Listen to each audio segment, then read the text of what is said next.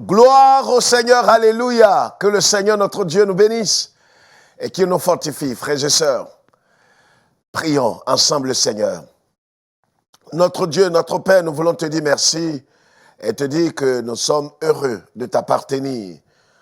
Nous voulons encore et encore entendre ta voix à travers ce message. Parle à nos cœurs et enseigne-nous.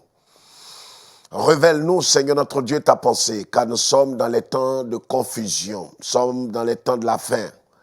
Guide nos pas, éclaire-nous et enseigne-nous. Et que toute la gloire te revienne à toi seul, au nom de notre Seigneur et Sauveur Jésus-Christ. Amen. Que le Seigneur notre Dieu vous garde et qu'il vous bénisse. Surtout ceux qui traversent des moments difficiles, de maladie, de souffrance, vous êtes en prison quelque part, gardez la foi et ayez les yeux sur Christ. Notre Seigneur est en vie et il n'abandonne aucun de ses enfants. 2 Corinthiens chapitre 6, le verset 14 à 17. 2 Corinthiens chapitre 6, 14 à 17. Ne vous mettez pas avec les infidèles sous un joug étranger. Car quel rapport y a-t-il entre la justice et l'iniquité, ou qu'y a-t-il de commun entre la lumière et les ténèbres? Quel accord y a-t-il entre Christ et Bélial, ou quelle part a le fidèle avec l'infidèle? Quel rapport y a-t-il entre le temple de Dieu et les idoles? Car nous sommes le temple du Dieu vivant. Comme Dieu l'a dit, j'habiterai, je marcherai au milieu d'eux. Je serai leur Dieu, ils seront mon peuple. C'est pourquoi sortez du milieu d'eux et séparez-vous, dit le Seigneur, ne touchez pas à ce qui est impur et je vous accueillerai. Je serai pour vous un père et vous serez pour moi des fils et des filles, dit le Seigneur Tout-Puissant. Amen. Voilà ce que nous dit le Saint-Esprit à travers cette parole, cette deuxième épître de Paul aux Corinthiens. De quoi s'agit-il, frères et sœurs, vous tous qui nous suivez? Paul parle ici de plusieurs choses dans ce chapitre 6 de cette deuxième épître aux Corinthiens. Vous savez tous que les Corinthiens avaient pas mal de problèmes et de préoccupations. Tantôt, c'était avec les dons spirituels.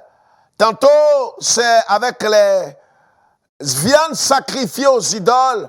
Tantôt, ils avaient un problème de discipline, un problème de sainteté, de marcher correctement et convenablement selon la parole de Dieu. Paul leur a donné pas mal d'instructions et d'enseignements. Mais dans ce chapitre, Paul va parler de pas mal de choses. Mais principalement, il va parler de comment un chrétien né de nouveau, un chrétien qui a la certitude de son salut, qui a le témoignage du Saint-Esprit, doit se séparer du mal sous toutes ses formes.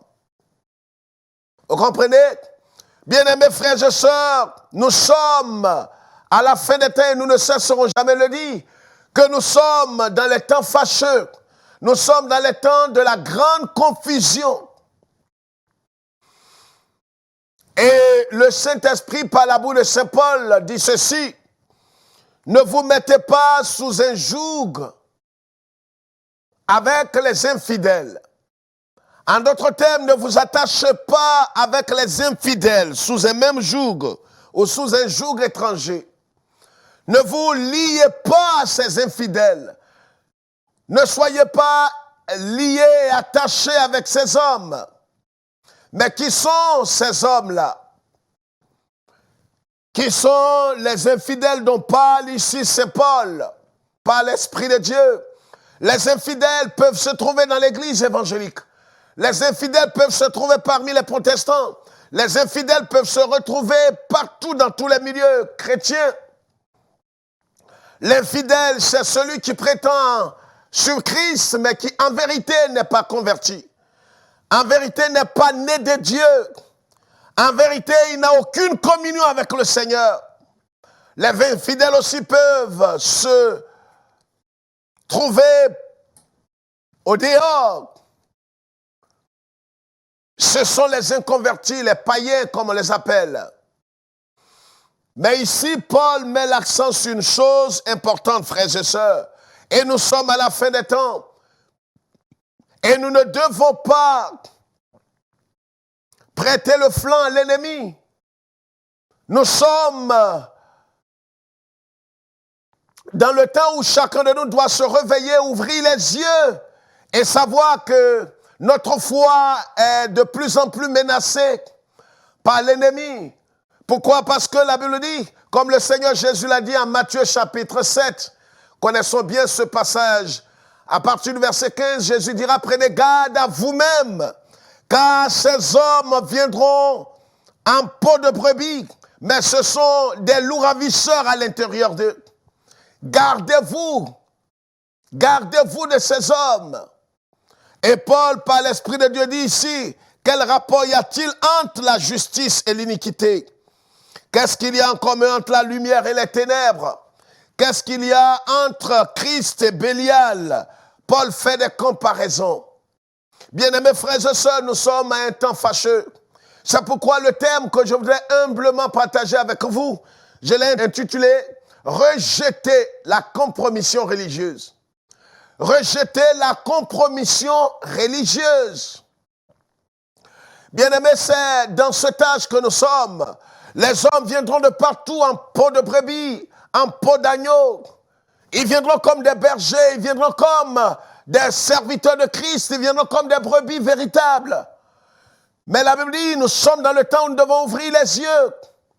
N'ajoutez pas foi à tout ce qui brille, à tout ce qui fait sensation. N'ajoutez pas foi à tout ce qui semble venir de la parole de Dieu.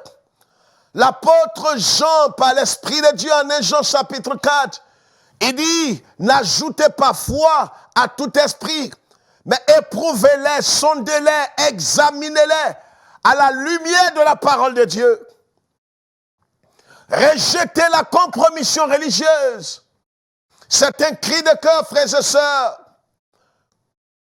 C'est une année de grande responsabilité. Nous sommes dans une année de grande responsabilité où chacun de nous doit veiller sur lui-même. Non seulement veiller sur lui-même, mais savoir où il met les pieds. Et ce n'est pas le temps de tendre la main à tout le monde et de rentrer dans une certaine coalition religieuse. Bien-aimés, c'est le temps de rejeter la compromission religieuse. C'est le temps de se démarquer, de se séparer. Ce n'est pas le temps de tendre la main aux gens sous prétexte que nous devons faire l'unité. L'unité doit véritablement se bâtir, se construire sur la parole irréversible de Dieu. L'unité doit être bâtie par le Saint-Esprit. Et vous savez, Jésus ne nous a jamais dit de construire ou de créer l'unité, parce que dès l'instant où nous sommes en Christ et nous sommes nés de nouveau et nous avons le témoignage de l'Esprit de Dieu, nous sommes unis. Ce que le Seigneur dit, c'est de renforcer. Comprenez? C'est de garder l'unité, non pas de créer des mouvements. Rien contre cela. Mais vous voyez, frères et sœurs, nous sommes dans l'âge de la confusion généralisée. C'est pourquoi rejeter par tous les moyens la compromission religieuse, c'est l'une des armes fatales de Satan. C'est l'une des ruses de l'ennemi, voulant vous amener à vous compromettre, à vous mettre avec des infidèles, à vous mettre avec des apostats, des déchus, des rétrogrades, des gens qui ne sont pas véritablement de Dieu, mais qui viendront à vous avec la peau de brebis, qui viendront à vous comme des bergers, des serviteurs. Faites très attention. Cette année est une année de grande responsabilité. Une année où nous devons veiller, ouvrir nos yeux, savoir où nous mettons les pieds. Veillez sur votre cœur plus que toute autre chose, dit le serviteur de Dieu. Vous connaissez ce passage de Proverbe 4. Garde ton cœur plus que toute autre chose. Veille sur ton cœur plus que toute autre chose. Nous avons la responsabilité de veiller sur notre cœur, de veiller sur ce que nous entendons. Rejeter la compromission religieuse, frères et sœurs. L'apôtre Paul, parlant aux Corinthiens, leur dit, qu'est-ce que vous avez à marcher avec les gens qui sont dans l'idolâtrie? Qu'est-ce qu'il y a entre Bélial et Christ? Les gens vous diront, non, mais ça ne fait rien, nous parlons tous de même Jésus. Ils vous diront, mais nous sommes tous des protestants évangéliques. Marchons ensemble, main dans la main. Non, faites très attention. C'est des infiltrés, des apostats parmi eux. C'est des traîtres. Des gens viendront à vous. Est-ce qu'ils viennent avec la parole de Dieu? Est-ce qu'ils viennent avec le canon sacré? Est-ce que tout ce que vous êtes en train de construire est bâti sur la parole irréversible de Dieu? Ne vous fiez pas à leur parole. C'est pourquoi Paul dit ici, qu'est-ce qu'il y a entre les ténèbres et la lumière?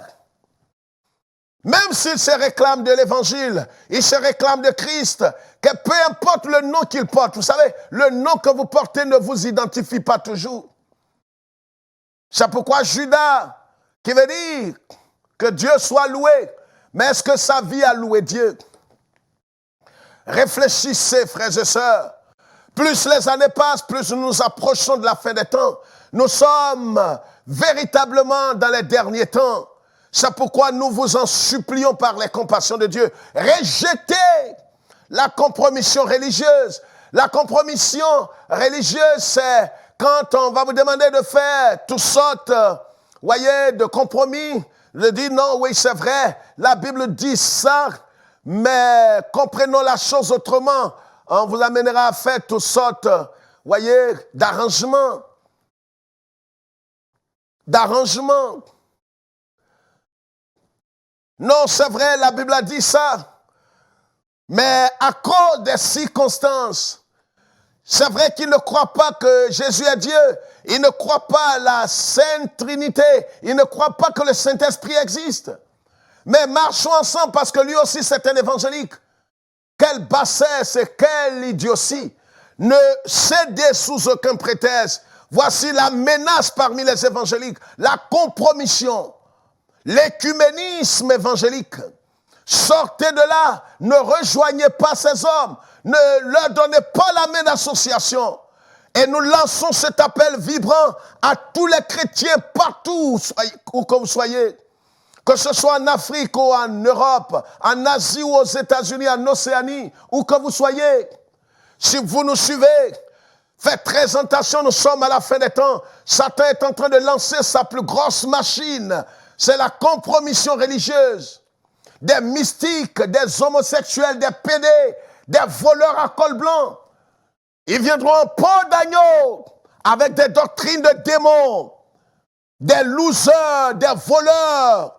Ils viendront à vous avec des doctrines de l'évangile de prospérité. Ils viendront à vous avec le développement de soi. Ils viendront à vous avec un évangile du New Age. Et ils vont vous amener à céder. Ils vont relativiser tout. Vous savez que la compromission va avec le relativisme. Oui, c'est vrai, tu as divorcé. On sait cela. Mais tu vois, Dieu est amour. Tu peux te remarier pendant que ta conjointe ou ton conjoint est vivant. Oui, c'est vrai, la Bible dit ça. Mais qui est-ce qui peut mettre ça en pratique? Voilà le relativisme. Voilà la compromission religieuse. Et nous avons malheureusement, à la tête de plusieurs dénominations, des déchus, des apostats. On dira, mais c'est un homme d'un certain âge. Mais l'âge n'a jamais été synonyme de quelqu'un qui est agréé par Dieu, souvenez-vous. Le vieux prophète et le jeune prophète. Le vieux prophète n'était plus en communion avec Dieu, c'était un renégat, un rétrograde, un rejeté. Mais il a séduit le jeune prophète. Faites très attention, frères et sœurs. Nous vous en supplions par les compassions de Dieu. Nous sommes dans une année sensible partout dans le monde. Une année de responsabilité, une année où chacun doit veiller sur ses pas, veiller sur son cœur, veiller sur sa communion avec Dieu. Ne laissez personne vous distraire au sujet de votre éternité. Ne laissez personne, qu'il soit blanc, noir, jaune, vert. Ne laissez personne et ne vous laissez pas intimider par la couleur ou par les acquisitions ou par la grandeur ou la longévité des ministères. Ne vous laissez pas distraire, vous n'êtes pas des enfants. Vous comprenez? Voilà ce que dit le Saint-Esprit par la bouche de Saint Paul. Il dit, quel rapport y a-t-il entre la justice et l'iniquité? Quel rapport, frères et sœurs? Quel rapport y a-t-il entre Christ et Bélial? Quelle part a le fidèle avec l'infidèle? Quel rapport y a-t-il entre le temple de Dieu et les idoles?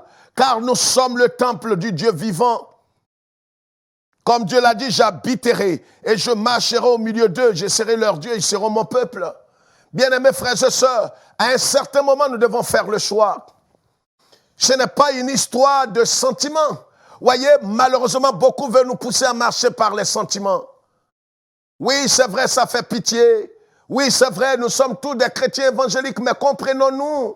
C'est vrai, il est venu avec la parole de Dieu. Il est venu avec toutes sortes d'hérésies. Mais voyez, acceptons tout ça, laissons tomber la doctrine.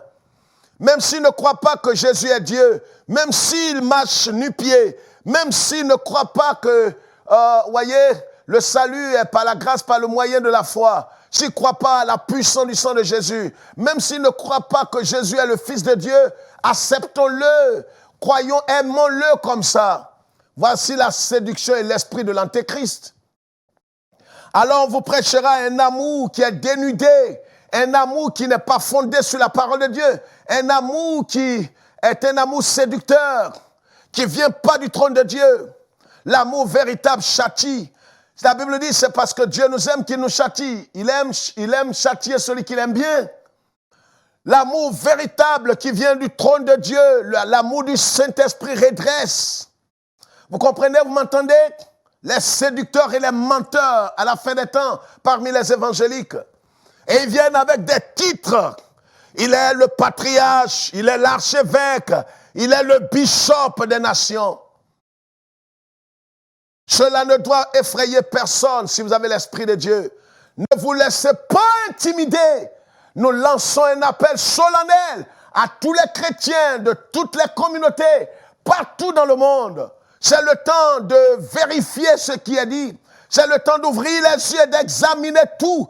Pas à la lumière de votre doctrine, pas à la lumière de vos tests, pas à la lumière de vos confessions de foi, mais à la lumière de la parole de Dieu. Vous comprenez ce que je dis? Rejetez la compromission religieuse qui voudrait que nous marchions ensemble, quand même spirituellement et en Christ ne sommes pas ensemble. Qui voudrait que nous nous mettons sous un joug étranger. On parle le même langage, on marche, on a les mêmes uniformes, mais spirituellement on n'est pas ensemble. On n'a pas la même doctrine biblique. On n'a pas la même conception de Christ. On n'a pas la même conception du salut. Mais on doit marcher ensemble parce qu'on est dans le même pays, pour qu'on ait l'argent des pouvoirs publics, pour que les gens puissent nous donner suffisamment de respect. Quelle escroquerie religieuse! C'est de l'escroquerie. Malheureusement, même certains qu'on considérait comme des pères sont devenus des escrocs spirituels.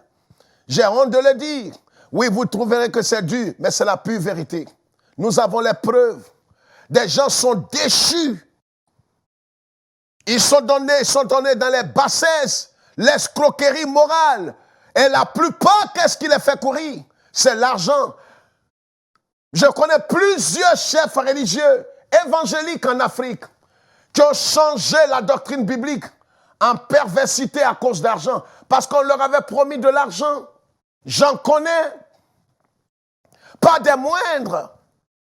Des chefs religieux respectés en Afrique, mais aujourd'hui qui prennent des doctrines de démons. Mais pourquoi? Parce que depuis peut-être l'Occident, l'Europe, l'Amérique, l'Asie, on leur a promis de l'argent. Vous comprenez? Voyez pas la déchéance? Frères et sœurs, c'est un cri de cœur. Rejetons tous la compromission religieuse. Saint Paul dit ici une chose importante. Quel rapport y a-t-il entre le temple de Dieu et les idoles? Car nous sommes le temple de Dieu. Nous sommes le temple de Dieu. Et si nous sommes le temple de Dieu doit être saint. Le temple de Dieu doit marcher dans la justice. Le temple de Dieu doit marcher dans la loyauté à Christ. Vous comprenez? Le temple de Dieu doit véhiculer le message, doit véritablement être un exemple, un modèle pour aller partout et faire des nations, des disciples. Pourquoi est-ce qu'aujourd'hui, il y a plein d'églises, il y a pas mal d'églises et de dénominations, mais pourquoi est-ce que, à votre avis, nous n'avons pas d'impact véritable? Je ne parle pas de tout ce qui se fait, c'est mise en scène, c'est show. Je ne parle pas du tape à l'œil. Je ne parle pas d'aller remplir un stade ou le Zénith ou quelque chose de ce genre. Non, je parle de comment il n'y a pas d'impact véritable. Nous avons des chrétiens qui ont des pieds dans les loges. Nous avons des gens qui se réclament de Christ, mais qui ont en même temps des pieds dans le syncrétisme religieux, qui sont encore dans des pratiques mafieuses, avec des doctrines de démons. Séparez-vous de tous ces hommes. C'est un cri de cœur, frère. L'apôtre Paul, par l'Esprit de Dieu, nous dit ceci. Qu'est-ce qu'il dit? Il dit par le Saint-Esprit, car nous sommes le temple de Dieu, et Dieu dit, j'habiterai, je marcherai au milieu d'eux. Mais ce que vous devez faire, c'est de sortir du milieu d'eux. Nous sommes dans l'âge où nous devons sortir du milieu d'eux. Exactement comme Lot l'a fait à Sodome. Ne considérez pas vos acquis. Laissez vos acquis, laissez vos relations.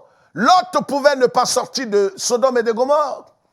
Mais les anges ont été clairs avec lui. Si tu irais, tu périras avec Sodome et Gomorrhe. Dieu veut que tu sors de là. Bien-aimés, nous sommes arrivés à un stade où vous ne pouvez pas continuer de vous compromettre.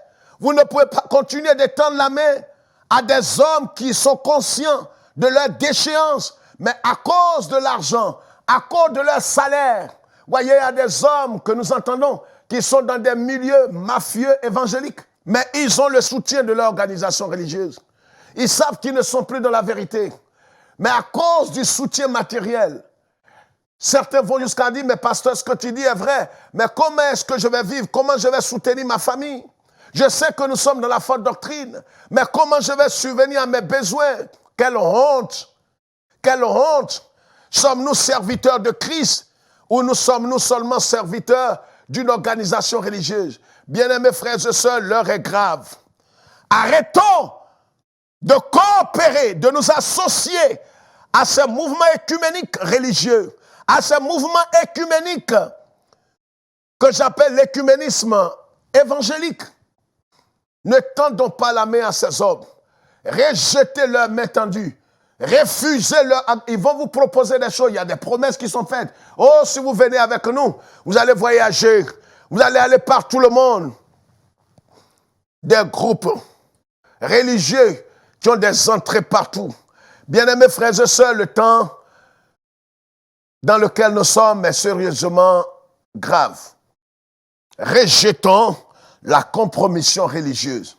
Le Seigneur est à la porte et le Seigneur revient bientôt. Saint Paul, par le Saint-Esprit, dit, sortez du milieu d'eux, je vous accueillerai. Ne touchez pas à ce qui est impur. Je serai votre Dieu, vous serez mes fils et mes filles. La parole nous est lancée à tous. C'est à nous de faire le choix. Où que vous soyez, quoi que vous fassiez, aujourd'hui même, je vous en supplie par les compassions de Dieu. Et à cause du sang de Jésus, sortez du milieu de ces hommes. Même si vous devez mourir pauvre, selon le plan de Dieu, mais sortez de là.